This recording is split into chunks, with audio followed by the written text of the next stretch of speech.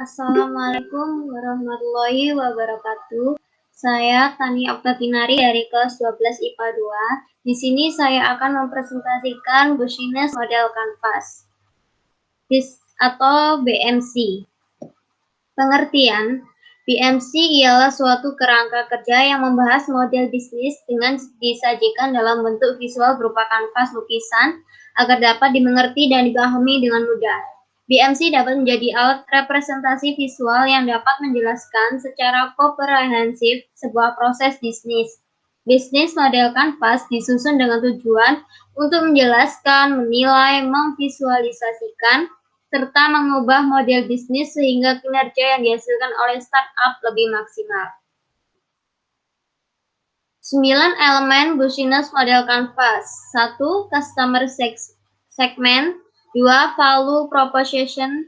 3. Channels. 4. Customer Relationship. 5. Revenue Streams. 6. Key Resource. 7. Key Activities.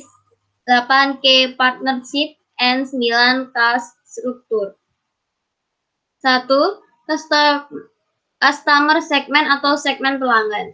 Elemen pertama yang harus kamu miliki dalam memulai Business Model Canvas ini adalah menentukan segmen pelanggan mana yang akan menjadi target bisnis.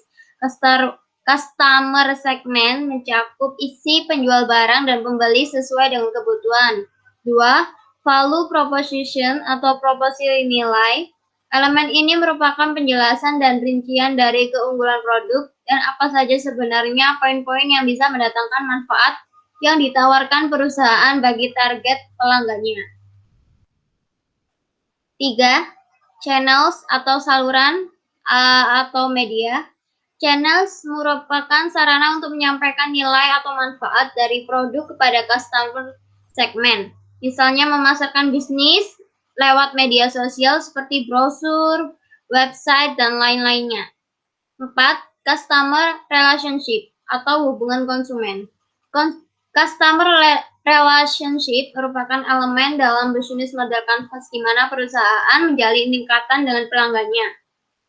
Agar pelanggan tidak mudah berpaling ke bisnis yang lain, maka sangat penting untuk menjalin hubungan yang baik. Selain itu, diperlukan juga pengawasan yang ketat dan intensif. 5. Revenue streams atau sumber pendapatan. Ini merupakan bagian di mana perusahaan memperoleh pendapatan dari pelanggan. Di dalam bisnis banyak yang harus dipertimbangkan seperti biaya yang harus dikeluarkan, bahan baku, dan tenaga kerja yang harus dikelola.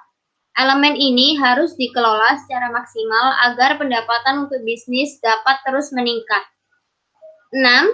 Key resource atau sumber daya. Key resource berisi semua jenis sumber daya, mulai dari pengelolaan bahan baku, mengontrol stok barang, penataan sumber daya manusia, penataan proses operasional menjadi perhatian dalam membuat Business Model Canvas. Sumber daya yang diperlukan untuk menciptakan nilai bagi pelanggan. 7.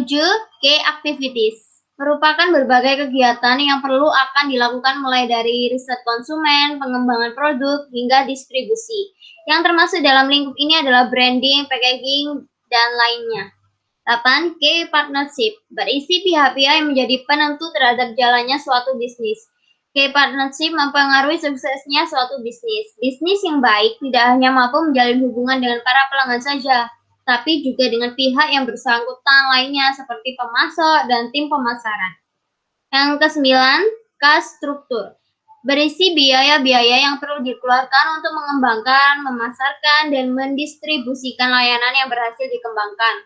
Dengan pengelolaan biaya yang benar, bisnis yang kita jalankan akan menjadi lebih efisien, hemat, dan meminimalkan risiko kerugian.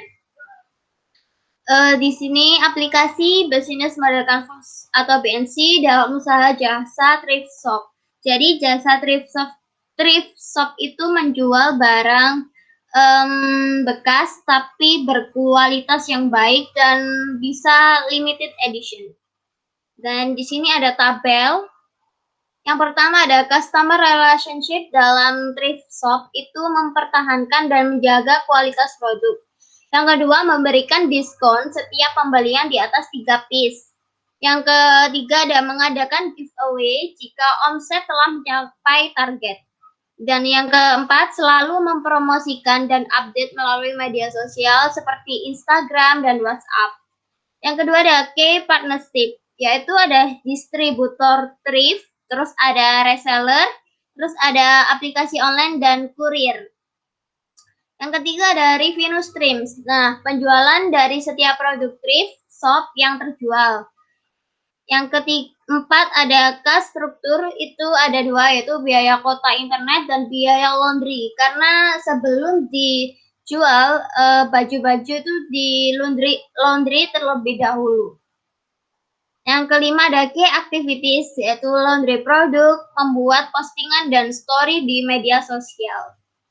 Terus ada channels ini melalui sosial media seperti Instagram dan WhatsApp dan aplikasi marketplace seperti Shopee. Di sini ada value proposition. Yang pertama adalah produk yang dijual limited edition. Jadi sekali produk terjual tidak ada barang yang sama seperti itu. Yang kedua, sebagai opsi untuk membeli baju dengan brand ternama dan harga terjangkau sekitar 20.000 sampai 100.000. Terus juga modelnya banyak yang unik. Terus customer segment, generasi milenial rentang usia 15 sampai 20 tahun karena yaitu umur-umur segitu itu generasi milenial sekarang. Yang kedua, kaum menengah ke bawah. Dan yang ketiga, seseorang yang menyukai fashion unik. Yang terakhir ada key resorts, itu ada fisik, akun sosial media, akun Shopee, modal kamera, dan itu kayak kemasan untuk packaging produk.